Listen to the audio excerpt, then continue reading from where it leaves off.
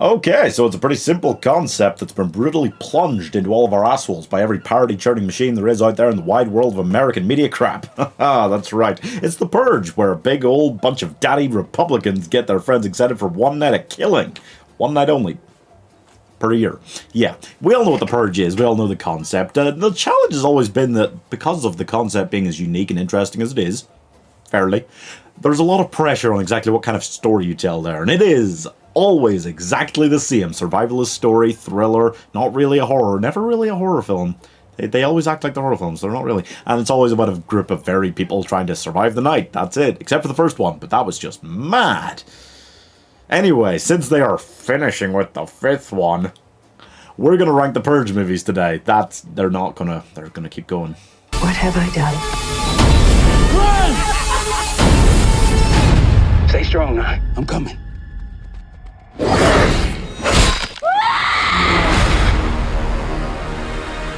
Yeah, I think the clear bottom of the pile for me, and I think a lot of people would agree with me, is the first Purge. Not the first Purge film, the film called The First Purge. Okay, yeah. For this one, they just went back, did a prequel showing how the NFFA had to send in soldiers into Staten Island during their first experimental purge to make it a success, because most people were just committing misdemeanors. God damn, no raping or killing going on now, that's crazy. So, for me, this one, the writing is by far the worst in the series. It is just another survive the night kind of story, which was feeling a little bit worn through as a concept at this point. And, I mean, the characters, Dimitri especially, feels cartoonish, or like something out of a Death Wish film. The other main characters are a brother-sister combo. She's an anti-purge activist, just trying to keep as many people as she can safe in a church. And he is an idiot who takes the NFFA deal, because you get money if you stay on Staten Island during the experimental purge, and you get even more if you participate. So, to get that money and to take his revenge on a psychopath who he doesn't like, oh, that's smart, he goes out during the purge, yeah. And the whole thing, it feels kind of ridiculous. It feels like they're trying to put a positive spin on the whole idea that human nature is awful enough to do all these things by saying, oh, we need a little push to get that psychotic as we see us in the other films. That's nice? Not really. I don't find this to be any good at all. I thought it was real trash, really cartoony garbage at this stage. I hated all of the characters, and you know the NFFA is going to be successful. So if you don't like the characters, there's nothing to care about here, if you don't care whether they survive the night. And you normally do, and the films do a good job of that. This is the only one that really didn't for me. I didn't like the characters at all, and I'm giving Escape from New York 42 out of 100. We're gonna make it through tonight, and everything is gonna be okay. Nothing is ever going to be okay again.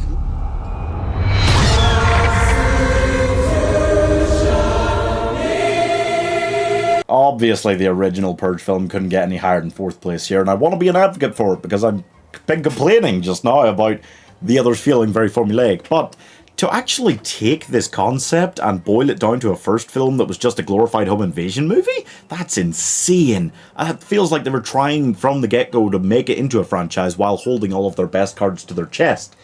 And I can't believe, I'm so annoyed that they got away with it in one way. But Ethan Hawke and Lena Headey are just a rich family who sell the security systems that other people will feel to protect everybody that's in the other films. Yeah, never works, does it? No, that's... Anyway, these are exactly the kind of darn bad, hard done by people we want to be rooting for in a Purge movie. Wait, no, they're not. No, not even kind of, okay. And all of the political points that the films would make in general as a franchise, they just don't work here, really, no. None of that's here.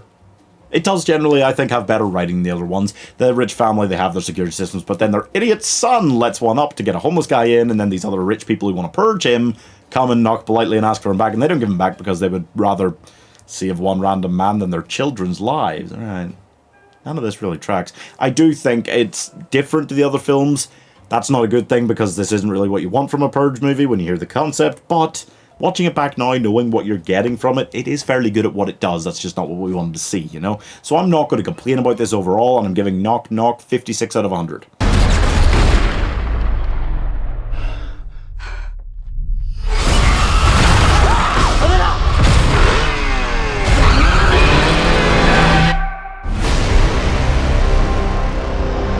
The most recent installment of the franchise, which was going to be the last film until it was released and made money, and they remembered these films make money, so it's not the last one of the franchise, is the Forever Purge. And yes, I know what you're thinking. The films with a political agenda about Republicans and guns and violence have finally come home to Texas. Isn't that lovely? So basically this time, after what was always going to be a temporary victory getting rid of the NFFA and the Purge, they're back. They've got the Purge back, but there's these rowdy boys who think the NFFA aren't extreme enough for us. Oh no. And they basically decide they're going to have a forever purge. It's a purge. It lasts forever. It's really obvious what it is. So, now all of the rich white people who hide behind their security systems all the time, do we still like the family from the first one, the rich white family from the first one who hid behind their security systems?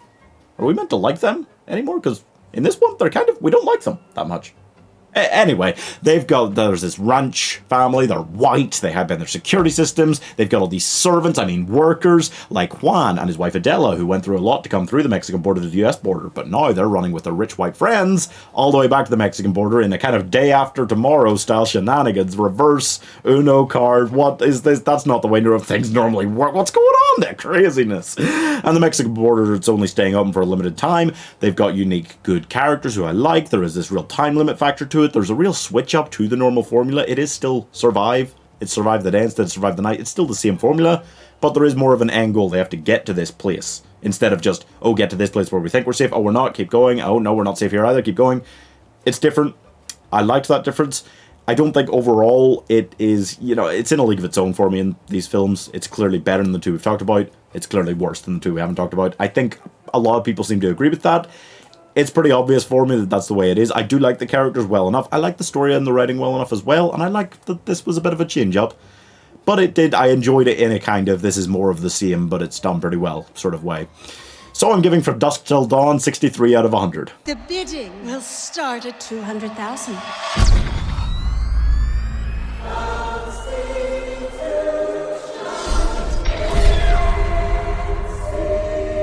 Now, I really like the Purge anarchy. This is the definitive version of what a Purge film should be. Let's be honest, this is what the first film should have been. It should have just taken this initial concept, run with it like this, showing everything off, showing off that world during the Purge, and showing off all the political sides of it, how different people react, and making it good excuses. Idiot child opens, lets a homeless man in, and therefore most of the family's going to die.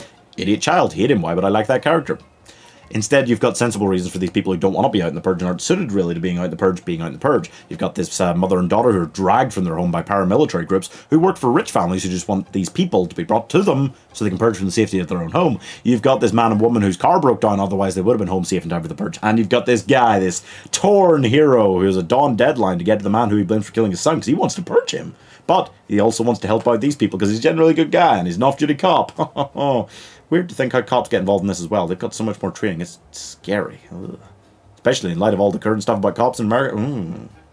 Got to be more about that in the next one, right? They're doing another one. Anyway, this is the definitive version of what a Purge film should be. It comes together really well. This group of unlikely people that shouldn't come together. They try to survive the night. It does introduce that trope that kind of annoys me where they go to one place and they think that's safe and they can spend the night there and then, oh no, it's not. Oh God, no. And then this next place, oh no, not that either. And you kind of feel like there's no definitive, this is where we need to get to point. We need to get to dawn, I suppose, but it kind of, that's kind of annoying, but I forgive it for that because it did so much right here, did everything it needed to right. You've got families just there to murder each other. You've got these paramilitary groups on the street. You've got purgers, and then you've got the anti-purgers who are purging the purgers. What? Doesn't matter. It's a great time. It does so well. It's so much bloodier, so much bigger, so much more violent. It's exactly what it should have been. Frank Grillo feels like a perfect hero for this franchise because he is kind of torn. He's kind of that, like, I'm not the good guy, but they're definitely not the good guy kind of thing. I like that a lot. And I'm giving Grand Theft Auto San Andreas 75 out of 100. Blessed be America for letting us purge and cleanse our souls. Join me as we eliminate evil. Purge and purify. Purge and purify.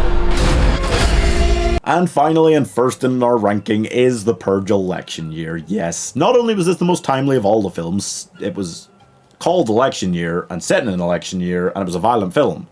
And it happened to come out in one of the most violent presidential election years in history, yeah. It was also the year that we realized that the NFFA could probably win a real-life election in America, which is terrifying, but made the film feel all the more timely and reasonable in its political statements. Isn't that nice? Kind of. So, this time out, Senator Charlie Roan is running as president, and she wants to eliminate the Purge. Isn't that nice? I'm sure that'll last. Anyway, her and Big Frank, who is her head of security, are just trying to survive the night because the NFFA has deemed it It's fine. This one particular year when somebody could actually beat them and take over from them, this is the one year we're going to allow elected officials to be murdered. Sounds good, doesn't it? Yeah. So they bribe most of her guards to try and murder her, and then they send in all these paramilitary groups, these big scary guys. The names of some of these guys that are like leading the paramilitary groups, don't look them up. It'll ruin the films for you. But the point is, they're just trying to survive the night, and they've got help. They've got the store owner, Joe, his assistant, Marcus, and Lainey, an EMT, who is a famous ex-purger who was known as La Pequeña Muerta, which I think means Little Death, and she is unbearably cheesy at times. It's ridiculous. But in general, you manage to get over it because she is another badass character who, like Frank, will just murder groups of people who you think are going to be bothering them all night. They just go, no, he just blows them up, she just runs them down, whatever it takes. And actually having our main characters, the heroes, go full-on murder spreeing to survive is the only way you can reasonably believe that someone specifically targeted by the NFFA like this could make it through the night. And it works. It's good. And I mean, it's got the best characters in the franchise. It's also got some really annoying ones like the Sender herself, trying to stop everybody from murdering the NFFA. Don't love that. Also, she just refuses to go to the safe house. Big Frank's like, go to the safe house. You're so stupid. She doesn't half make his job harder, does she? God damn her. Anyway, they do survive. It's a great film. It really feels like it improved on some of the things Anarchy did. It didn't improve on other things, but generally it felt like it was bigger stakes. It felt like there was more of an end sight here. It wasn't just survive the night. It was, here's what we get if we survive the night. It's huge, it's big, and it felt really great. And I really enjoyed it all. And I think this is as good as Purge films could get. I don't think they're going to be able to replicate how good this one was and how timely it was, and the political messages are never going to feel quite as relevant as that, right? So I'm giving Enemy of the State 77 out of 100. I wouldn't outright say that any of them are phenomenal films. You definitely can't say that, right? I think they're all, generally all pretty good thrillers. None of them are horror films. There's some jump scares in all of them, but none of them are horror films, I don't think. But there's better series out there to rank. There's worse series out there to rank. Yeah, check out my Leprechaun ranking. How about that one? So let me know what else you want to see ranked, and do subscribe. Go for it.